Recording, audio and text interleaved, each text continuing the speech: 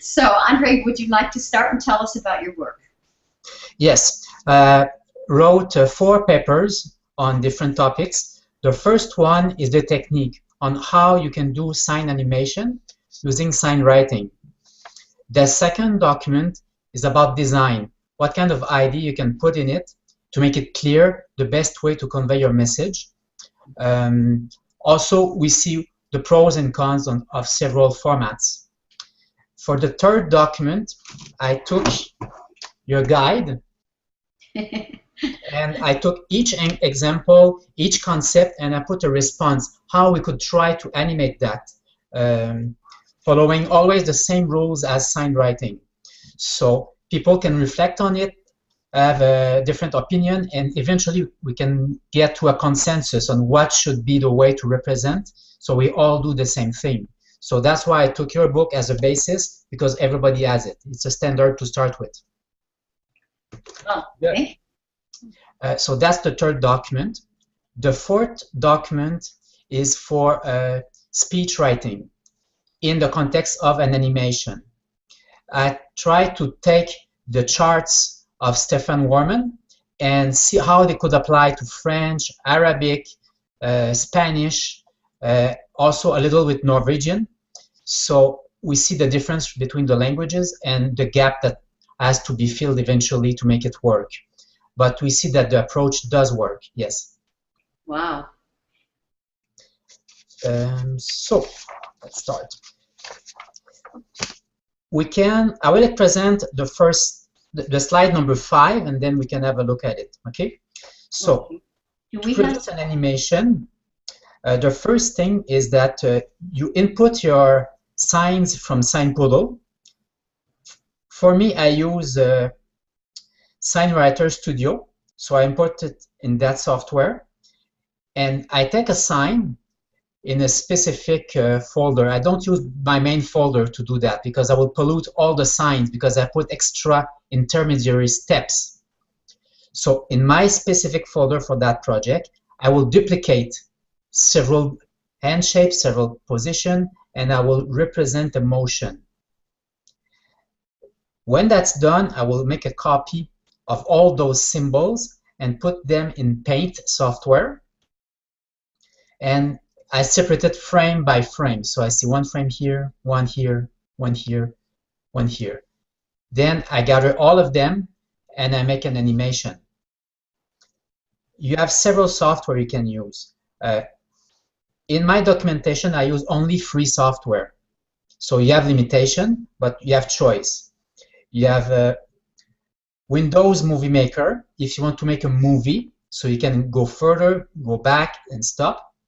You also have 2 GIF animators that will take the paint images and put them one after the other. And you have something more powerful, which is called GIMP. It's, again, a free software. So we have 4 ways to do it. You don't need to take all of them, just the one you prefer. But they have limit in the amount of image you can put in it. And finally, you will get a final result, which is the animation that you will visualize in an internet browser, or you copy it in PowerPoint to make sure that it works, that you can see the fingers, you can see the subtitles, that everything is clear. Because if it's fuzzy, don't start to translate the whole dictionary. The first one has to be perfect. If not, you have to review the design. So we can look briefly at the slide number 5.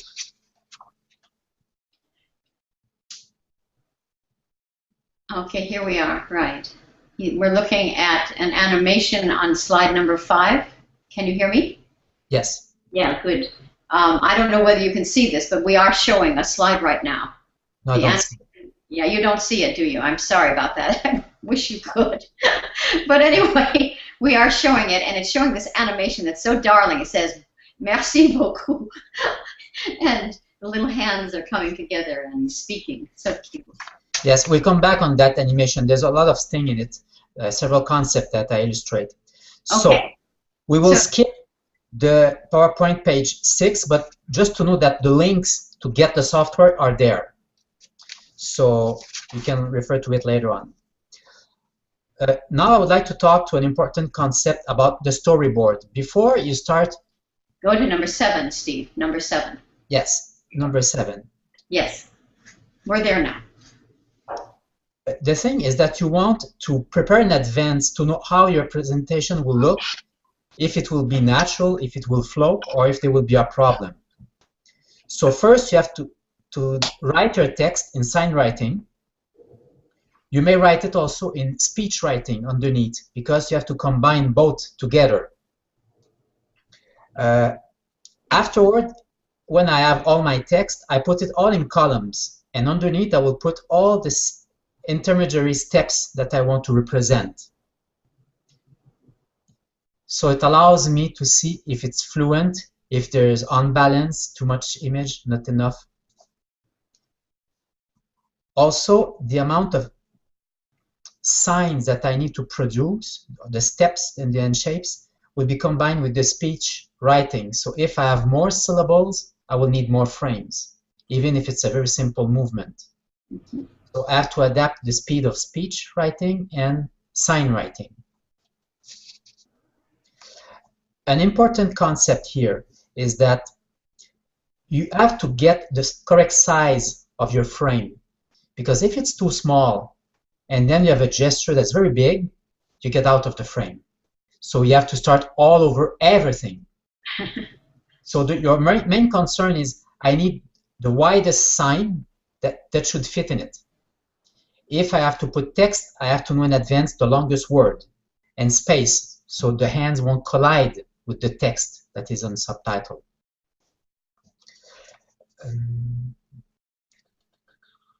Okay. So we can look briefly at slide number 8. You will see that I import from SignPoodle. I have a sign, and from a single sign, all the several images that will constitute the frame.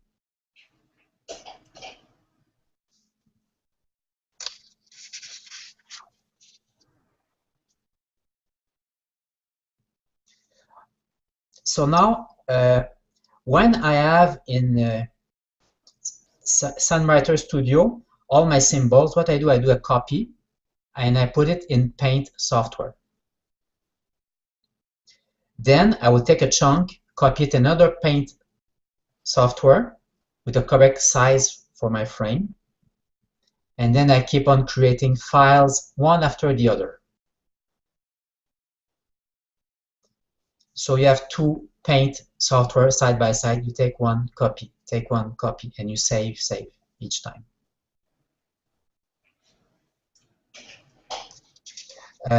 If you want to do an animated GIF, you save it already in a GIF format. If you want to put it in a movie, Windows movie, then you save it in PNG because it needs a better resolution.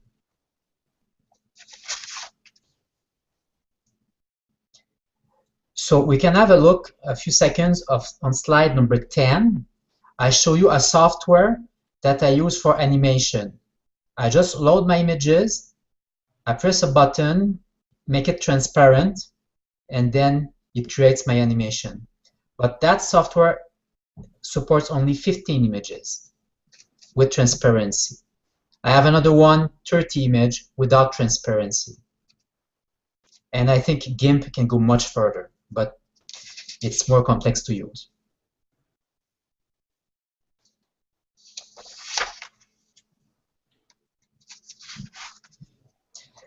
So now we could look about the several designs that are possible for SignAnimating.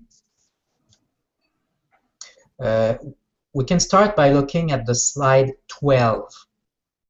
We will see Adam Frost's animation where he presented his own hand with the SignWriting.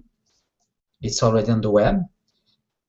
We also represent a button, a purchase button, which could contain an animation. What's interesting with the button is that you don't put the face there because you just convey a message. It's not a representation of someone. So it just suffices to put the text in movement. And we can have a look also at the on slide number 12, the animation, and we'll discuss after the 4 kind of content we have. They are numbered 1 to 4.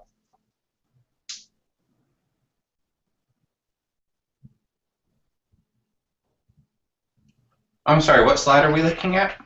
12. Oh, Could you go, yeah, let's go back to, oh, we're at 14 right now. Is that where we are? Okay. sorry, I went the wrong way. Well, that's all right. This is fine.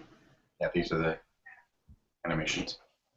Yeah, the animations are so much fun to look at, Andre. I love them. Thank you.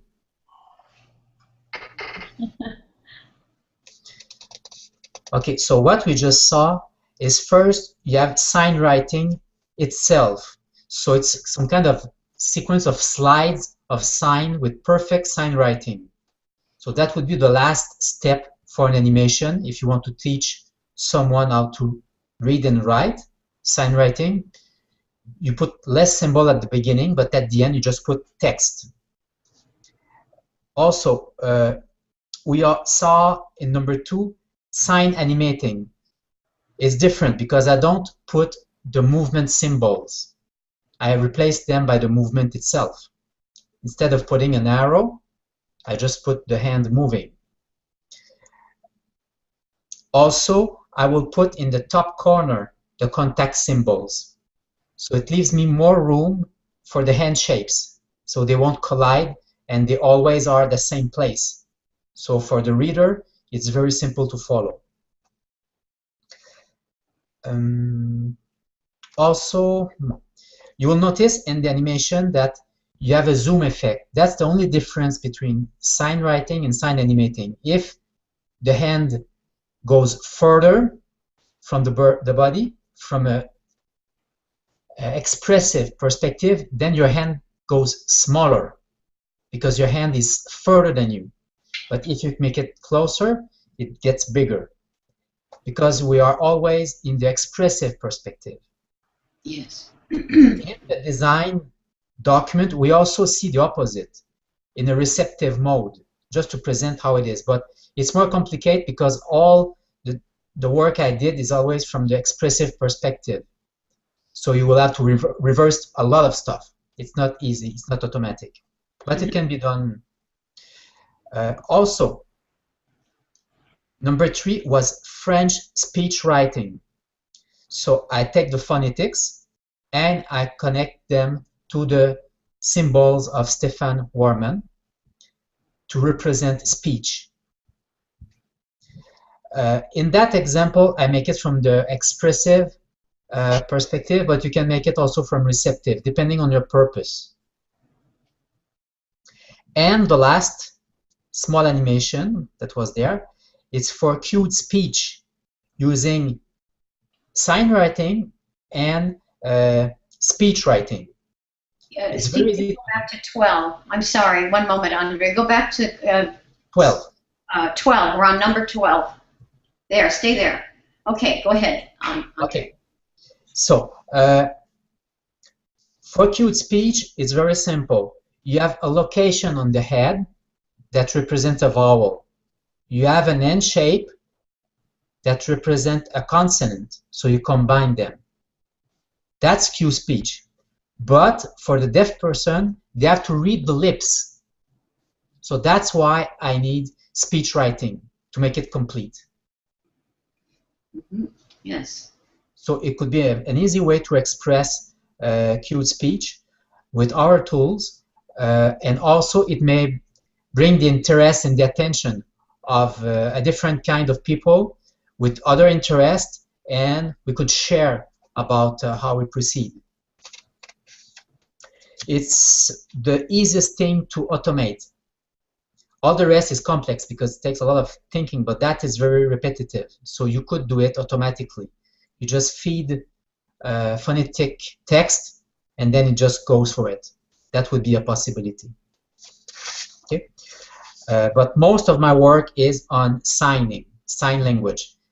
Cued speech is just a side thing because I saw it's possible, so I just expressed how it can be done with all the necessary details. Okay, now we will look at the page 13 for design. We will see there a conversation between two characters. There is an overlap because they don't need the same space at the same time, so you can minimize the size. We also have a dictionary entry for elephant, So you have the sign writing and the animation on the side. So it could help children to learn how to write because it takes them progressively into more abstraction. And also we have speech writing. I put it in a vertical way just to represent it can be horizontal, can be vertical. There's a lot of possibilities.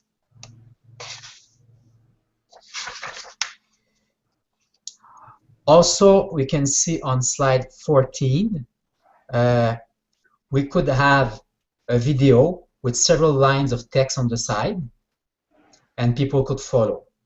But that would not be an animated GIF. It would be a real movie. It's very easy to do. It's not complicated. It's free. Oh, wow. Also, we could do a cartoon with pure sign writing, or we can do it with sign animating itself. So you would see the sign evolving in front of you, or it can be written directly. Depends on your purpose. And you have a few examples with Mundbilder, lip writing, and Mundbildschrift, mouth writing. So it's all represented quite easily. It all follows naturally from Stefan Warman's work.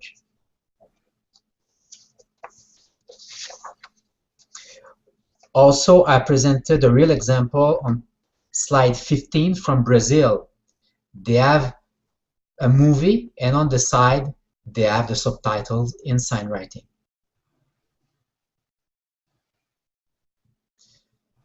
So some aspects are just for entertainment for children.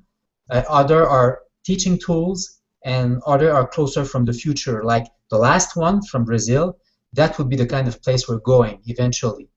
You would have video material with sign writing on the side in a text form, the whole sentence.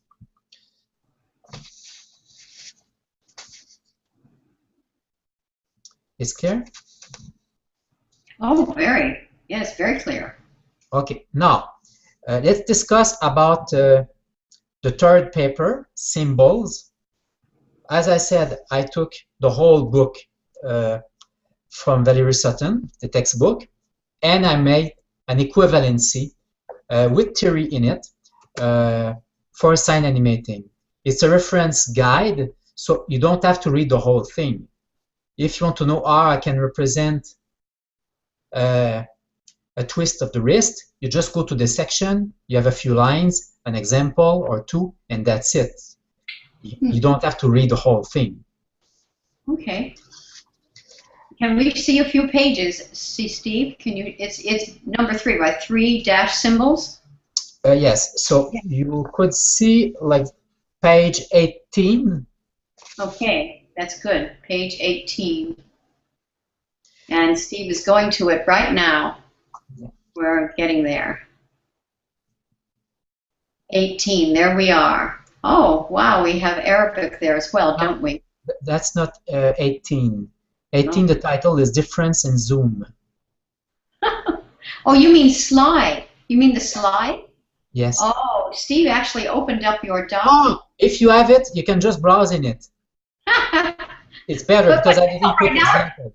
You won't believe this, André, but he went all through your slides and then he came back and now he's been opening your book. Anyway, let's go back to the slides, Steve. You can do it fast. Okay, and, it's a good idea because in the slide I didn't put much. Well, actually, I like your slides. I think they're great. But okay, you want to stay in the book then? You want to stay in the book? We'll do that. So yeah, just browse in the book as you wish. Okay. Don't follow what I say. Just browse through it. Steve, just keep going. Show us the book so I can see all the symbols from. There's Adam with his diagrams in the book. Yes. Our diagrams from our textbook, Lessons in Sign Writing. Yes. Yeah, the theory was too important. I could not remove it and then put an empty book beside. So I kept everything together so people can follow. So they have the theory that you developed, okay, with your own example, with the pictures, and then you have examples of animation. So they can follow clearly. It's so exciting. Where's the, can you see what we're seeing? We're not sure what you see, but, I just see you, that's all. oh, you don't see the page that we're looking at, do you? No. I'm so sorry. I'm so sorry. That's a shame because you should be able to. But is there not a little box down at the bottom of your screen that shows a little page or a little graphic? But I saw in very small that you were at the page with Adam Frost. Yeah. So right now we're at the page with page. I guess it's page 13. Is that what that is? I'm not sure. Right, 13. If you click on that little box, it should open it up big for you, so you can really. Can you click on the little box, Andre? It's Try good. that. It's good. Oh, good. Great. Okay. Now you see what we're seeing. Okay, it's an important page because what it shows that sign animation should follow the same rules as SignWriting. Okay? The only exception is the zoom. If your hand goes further, it's smaller. It's the only exception. Okay? We don't invent hand shape. Even if we want, we don't invent hand shape. If we must, we follow the rules to invent a hand shape. We just don't make up our own rules. We have to follow them. Well, thank you. And the other aspect is the contact symbols are all in the corner, so we have more room for the hands. That's the only difference. The rest we follow. Also an important concept, when you have an arrow representing a shoulder that moves, I remove the arrow, but I put the symbols that represent the shoulder in the two orientation. So you see the body moving, always following the rules. Oh, that's very good. That's great.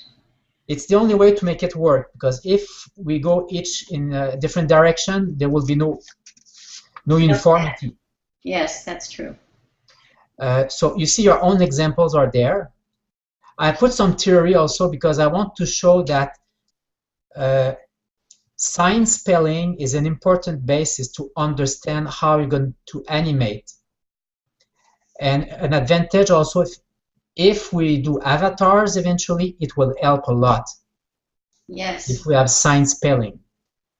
Here we have an interesting page, 109. You see the face that's moving. That was kind of difficult to represent. Yes. How cute. You cannot use Paint software to do that. So you have to use a trick. So it takes a little more effort. You can copy it in Word, rotate it a little, and put it back in Paint. May I interrupt for 1 minute and just ask a question? Have you ever tried to use Photoshop or a more sophisticated, like SVG? Have you ever thought of using that? No, I wanted to make a proof of concept that somebody without tools can do it. Okay. For free. Very good idea. If you want to do a real project, very soon you run into problems, and you want better material. That's for sure. Yeah, but that's great that you could do this for free. Isn't that amazing? Huh? Amazing. Also, excuse me. I think that an experienced sign writer could do an animation in 20 minutes. For me, it takes 40 minutes because I have to think a lot. What I'm writing, what's the hand shape, where it is. But somebody knowing where they're going, very fast, I think. Wow. Wow, it's great. Looking forward to using this. Okay, and for that, I would expect people to react and say, okay, here there's a mistake, here there's something better we could do, and eventually you could put a reviewed version of that, and eventually an official version. When people reflect, correct it, you say, okay, now that is the standard. So it will take experienced sign writers to correct the whole document. Okay. But I provide a huge draft. That's a good start for the reflection and the discussions. Major start, yes. Wow, that's terrific. So you have 3 books right now, but you're planning to have 4, I believe. Yes, the 4th is coming. It's a draft. I can tell you what's in it already and what's coming. So It's about speech writing.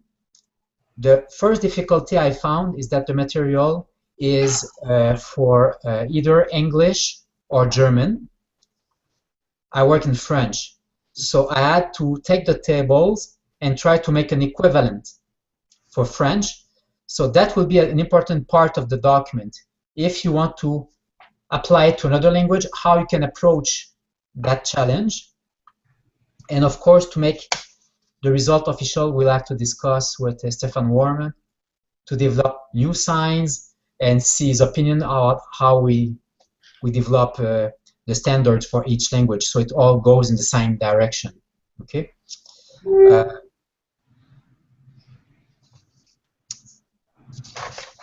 Okay, I will just make a brief review about speech writing based on all the work of Stefan Warman. First, you have the mouth writing. The mouth is more complete than just the lips. It's all the phonetic, how you express a sound, how you speak. The set of symbols, as Stefan says, can be applied to any language. I verified, and yes, it can, but we need more symbols because some sounds don't exist in other languages. I'm currently working on French, Spanish, Arabic, and Norwegian with Ingvild Roald. So it's coming. So you will have my fourth document, and you will have annex for each language that we cover. Wow. That will take some time because we have to make sure that we do it properly in the correct direction. Okay, we can look at the slide 22. We have examples of Moonbildschrift. Steve, yeah, Steve's getting it. We got to get the slide up. Excuse us. It's the thank you. 22. Here it is. Can you see it, Andre? Yes. Good.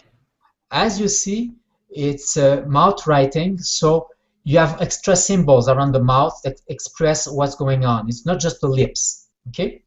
And also you see the actual sign language with it all together. That's one possibility, and you have the text underneath. There are several combinations what you want to present depending on your purpose, okay? So you see it's an automated GIF. If it's a small file that runs continuously.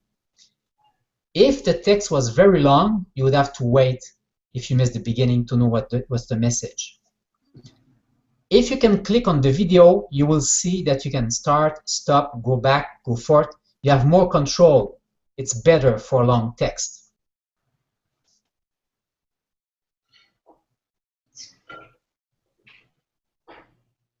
Yes.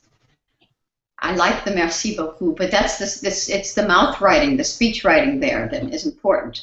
Can you start the video also? Oh, I see. Is that what we're asking for? I'm so sorry. Steve, is there a video there? Oh, it's a video. Wow. And play with it. Stop it, move it back and forth. Okay. It says media is unavailable. Codec unavailable. Oh, what a shame. So that's it. I'm so sorry. You know, technology has been plaguing us here for yesterday was a problem. Anyway, let's see what we can do. Okay. That's a challenge with movies because you need to have the correct movie player on your machine. Yes, exactly. Which is not a constraint with animated GIF that runs everywhere. So you have to be careful. I know about that problem. It depends. And you cannot put all the formats. There's no end at some point. No, but you know, the other day, you know, talking about animation, there is one country, well, one artist in a country named Mohammed Ali Balti, yes, who was just presenting today. Did you see his presentation from Tunisia? No, but I checked his paper already. Oh, have you already seen it? And I don't know whether you were able to view his video inside his PowerPoint, because I couldn't. No, I just checked the video in the classroom. Yeah, it's pretty exciting. It's a wonderful presentation. And today we were really blessed with presentation 15. Wafa, the teacher from Tunisia who was in that video, presented in Arabic, and Muhammad Ali Balti translated for her into English. and it was beautiful. And you can go back to see it again because we have all 8 hours are recorded on this. This right now is being recorded. It won't be available though until tomorrow. It takes 24 hours for them to process this 8-hour presentation that we've had today. Anyway, the reason I bring this up is that he had a PowerPoint, Muhammad Ali Balti, whom we call Dolly. He had a PowerPoint, and it had ActiveX kind of video that was installed, and it wouldn't work for me. But Adam was able to fix it and get it so that it worked. And we might be able to do the same with your PowerPoint. I apologize that I didn't know it was there. I didn't realize that that was supposed to be moving. So I need to go in and see if we can fix it so that it will present here. And if it does, maybe tomorrow morning in our introduction, I can show people the little video. It may take us a little time. But. And if they download the PowerPoint, they can watch it. But they have to be on Windows platform. On the Windows platform. Thank you for telling us that. That's perfect. Okay. Now, we can look at a presentation, an animation from Stefan Warman. It's very old. It's been done a long time ago, and already everything is there. It's for lip writing, Montbilder. It's on slide 23. If we can show it, it's very expressive. It's very clear how powerful it can be. Before you move, Steve, so many things going on. Okay, yes, you're good. You're good. You went to Mood Builder. Good for you. Okay, we're at number 23, the slide 23. Yes. There we are. Yeah. I see it moving. Do you see it moving? Yes. Oh, it's beautiful. And it was always one of my favorite animations of Stefan's. Yeah, very good. And that's real German signs. You know, he's saying welcome, I believe. Yes. That's the sign for Germany. Willkommen. We can discuss, you see the hands, they're constantly moving. You can choose to have more images or less images represented fast or slow. So here there's a lot of work because it's all small movements. Yeah. You can also make bigger movements, so it's less work and it's more like a slide. You see it moving progressively and jumping. Yes, jerky, yes. Yeah. Also, we see here, just because you have the face, it helps you to figure out where are the hands. It's interesting to have the face because it's like your origin for the whole sign. So you know if you go up and down because the face is there. The shoulders are not always necessary, and sometimes you will remove them because they can overlap with the hand shapes, so you may lose clarity. And also you see that the hand can overlap with the head. Because you see the hand coming, even if they overlap and they're not clear anymore, you already know what's the hand shape that's going there. So that's a difference between SignWriting and SignAnimating. You can do a lot of overlap during an animation because you have many frames to see your hand shape anyway. Very interesting. On slide 24, we see, I made a summary of Warman's speech writing symbols. There's a small difference because there's new symbols that were published 2 days ago, but it gives an idea on how you can apprehend the whole concept and apply it to your own language. If you have your own phonetic, you can tap in the grid and already you're almost ready to start. Yes. It's very powerful. In the next 2 slides, in 25 and 26, you will see I took the symbols of Stefan Warman and I put them on the international phonetic charts. So it's very clear what's going on. What is the mapping? So again, if you know what are the symbols that you need for your language, you know immediately if there's a sign for it.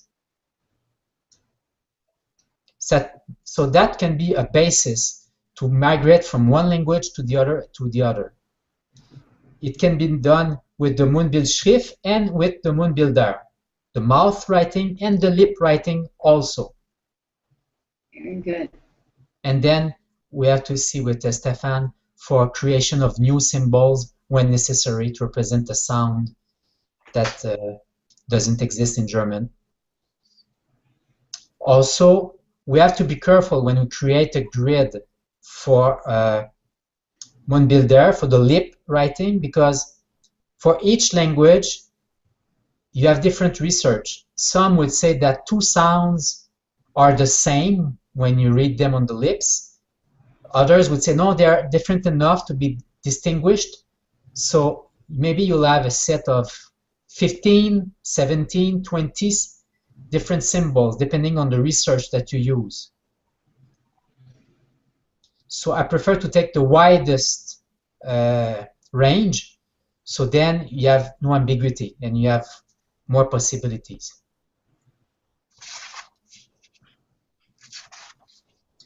Now, a brief overview of what could be done with cued speech. I know there's a lot of debate between sign language, oralization, cued speech. In Quebec also it's the same. There's a lot of debate on the topic. Here sign language is not official in Quebec yet. So we're in the middle of that situation. So I just present how it is, and people do it if they feel the need or if it's a requirement in their country. Okay, so that will be in my fourth paper. You already have hints about it in the design paper, the number 2, but there will be more details in the fourth. So again, as I said, for cued speech, it was invented in 1966 in the US by Dr. Orrin Cornett. Okay, so it's a combination of 3 concepts. You have the lip reading, which is helped through vowels that are several places around the face, and consonants that have several shapes. So you put them together and you make a syllable. To represent that, obviously, SignWriting can do it very easily, but we need to invent one more sign because we have that in SignWriting and we need closed fingers. Oh, we do have. That's all. This is the only difference. And we need, of course, speech writing to represent the lip shape that can be read. So then we're done. Cued speech is more for teachers who want to teach writing to children or even lip reading. So I think it's better to put it more in a receptive perspective, because students may not use it for themselves anyway. So I think that expressive perspective is more close to the real usage. Now I will see, before I finish, I present in slide 30 an analysis if I want to do a cued speech animation, how I do it. We can have a look a few seconds and then I come back with the explanation. Okay, we're on 30 right now, I think. Okay. So I take my word and I decompose it in the phonetic aspects of the word. By the way, there are several phonetic translators on internet, and I put them in my paper. So you just write the word, it returns you the phonetic. Wow. So you just compare with the Montbuilder and the Montbildschrift, and you can apply it immediately, very simply. Okay. So I have my word, I get it in phonetic, I get my speech writing symbols, I get the cued speech keys, and I mix them together, and that's it. It's that simple to do cued speech animation. And because the symbol set is always the same, it's kind of small, it could be animated because it's always the same 100 or 200 images that you just stack one after the other. Mm-hmm. So in conclusion, before I take questions, I wanted to verify if SignWriting can be used for sign animating, and yes, the conclusion is that SignWriting symbol set is complete and it can be used directly without modification to express clearly animations. And sign animation, I just want to put a final focus on it. It's not like an avatar. It's not a little character moving. It is like a subtitle. It is sign writing with movement. So we don't try to draw things. There's a level of abstraction that is still present, and we're still going toward writing and reading. That's still the aim. And also, I feel it's important, if you do an animation, that you could write the sign writing backward. You would know all the information is there. You don't lose information. So there's a level of abstraction that would be necessary and present. Like the contact symbol, I always keep them because in an animation you don't know. Do I rub or do I just pass in front? So it's important to keep information also. So it's conclusive. It can be done, and it can be done easily, and it's fun. Wow, it's wonderful. I'm still thinking about all that. It's wonderful. I have an airplane going all over. I'm sorry, but noisy. My goodness. Thank you. This is really wonderful work. I'm really impressed. I never really thought about it like that. Such an interesting idea to put the contact symbols over to the side. I just want you to know that sometimes people don't write with contact symbols, even in their daily handwriting. I shouldn't be signing. I forget. As a beginner, I need that information, so I tend to keep it. I know to remove it, but for me, I lose something. So. Well, that's true, and it's an interesting trend right now. We have a trend going on with some of the very obviously advanced writers who are just used to sign writing a lot. They, especially here in my organization and in other areas here, we tend to drop the contact stars if we don't have them doubled. In other words, if it's a one-time contact, you can, I hope you can see me. For example, let's take this. Yes. You can see that it's contacting if you write it visually, showing that the fingers are actually contacting. So why would you need to write the contact star since you can see it in the actual position? But if you did 2 times, that's an actual meaningful meaning. It's got a movement, and it has an important meaning to the sign. So we have to have, if it's a 2-time contact, we have to write that because that's a movement. Mm-hmm. But single contact is the one contact star that has gone away in many people's writings. And this is not just myself saying it. It really is a whole group of people. Even back in the 1980s when I worked in Denmark, the Danes announced to me that they were going to stop using single contact stars. At that time, I was younger and a little more rigid, and I was even against that idea, and now I understand it. Actually, that was an honor. That meant they were really writing, because you get tired of writing symbols a lot. You must have that in other languages, too, where things simplify over time. That doesn't mean that I don't want you to change a thing. I think it's just something I wanted to tell you. But the other contact symbols almost have to be animated, don't they? For example, I don't know how you would do it, but wouldn't you have to show, like, this is like a rub in a circle? Yes, or we have it represented. You see the hand, and it will be in several positions. And you have the rub symbol in the corner, so you know it is touching, it's not above. Well, it's not bad. I like this idea. I just was wondering how come we couldn't see it. I guess you'd have to have, sorry, I have to show myself again. I have to run the screens around here. I guess you'd have to show that rub. Without that, you'd have to show the different positions, but I bet that would be hard to show. I can see that. Yeah. You can show, but it's not clear. About the contact, what I did in animation is that you take the hand shape far, you take them closer, and you take one frame specifically for the contact itself. Mm-hmm. You know there's a movement and there is a contact. That's true. Yeah. Even if it's not clear to read, you don't care because you know the hand shapes. And you know that this overlap means contact. It's not the hand shape anymore, it's the contact itself. Yes. But for the other, for the rub, for the slide, it depends. Okay. Well, I'm sure you're right, and I think this is fascinating. I would love to start doing some animations based on your scripts. In other words, I'd like to read your books, and I want everyone to know that André actually has, at the moment, I think there are 3 big documents, kind of thick ones.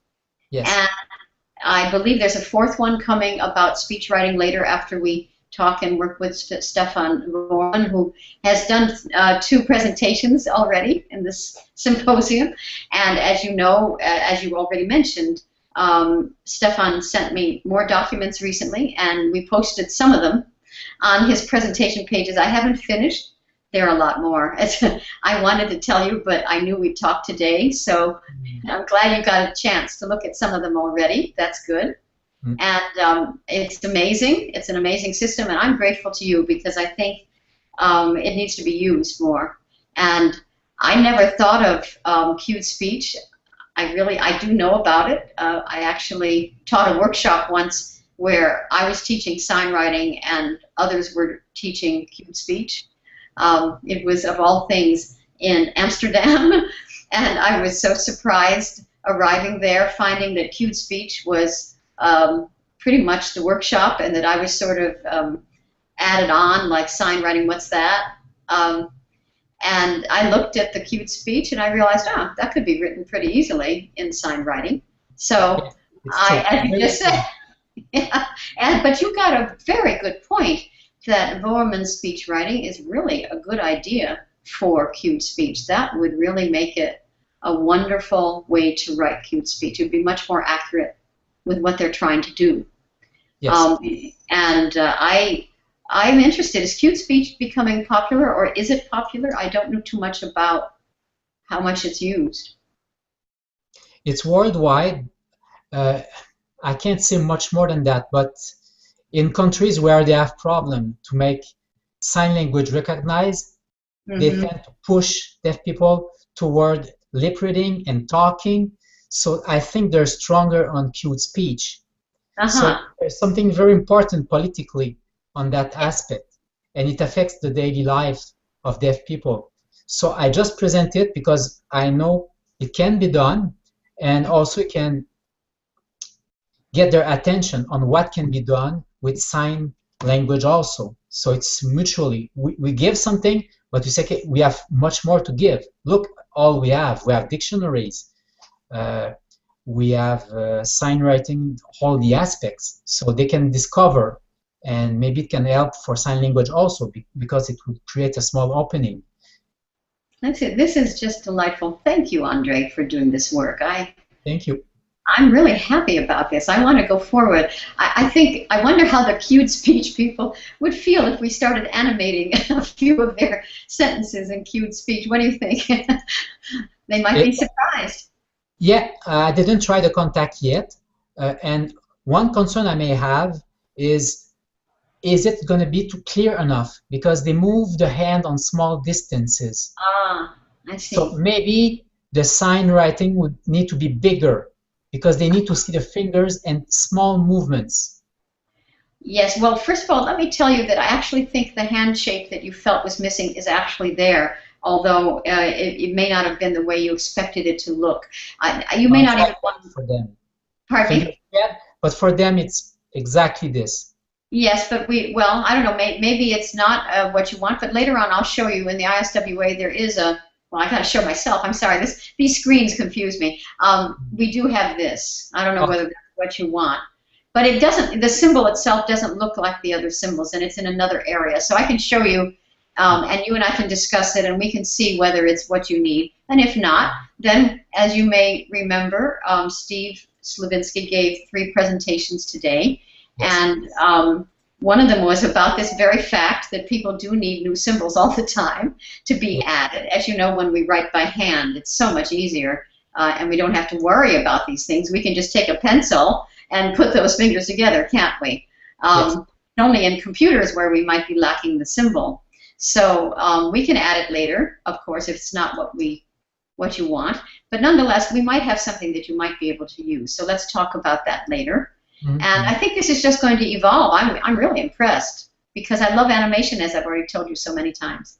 In fact, I think it would be cool to do a film of some kind, like a little, if nothing more, a paragraph. I feel like we could at least do some real sign language, like storytelling or something, animated a little bit. Like, you know how we have children's stories written already. Let's say in American Sign Language, that's something I could work with you on if you wanted to try it. And we have the video, so we know how the deaf person actually signed it. And then we had transcribed it and wrote it as we saw it. But when we wrote it, when we transcribed it, we wrote it in the expressive mode. We put it in our own expressive mode. So it would be fun to take maybe a paragraph of the opening of Snow White or something like that. Yes. And try to, see if we could animate it with your system. I'd love to do that. What I think is the best way, because it takes some effort to do animation. So if we can do it on documents that are largely shared, okay? For example, animation for your book, that can be reused for several languages. Also, with the Parker's guides. Oh, the Parker's, yes, of course. Yes, there would be animations. Of course. Complete, because I think it's too much work to create new material. But if you can contribute to something already existing, like the Snow White, Goldilocks, then it just creates a momentum in the same direction. So that's what I'm talking about. We have Snow White right up there. Everything on our websites are free to use. I want everybody to use them. And we have the full Snow White up on Sign Puddle and the Literature Puddle. And we have the videos up completely. We have Cat in the Hat. And it's all signed in American Sign Language. And it's right on our website.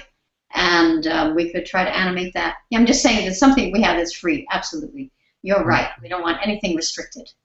And the Parkers, they asked me to post the books of theirs on our website. So that's why we have it up there, so we can all use it.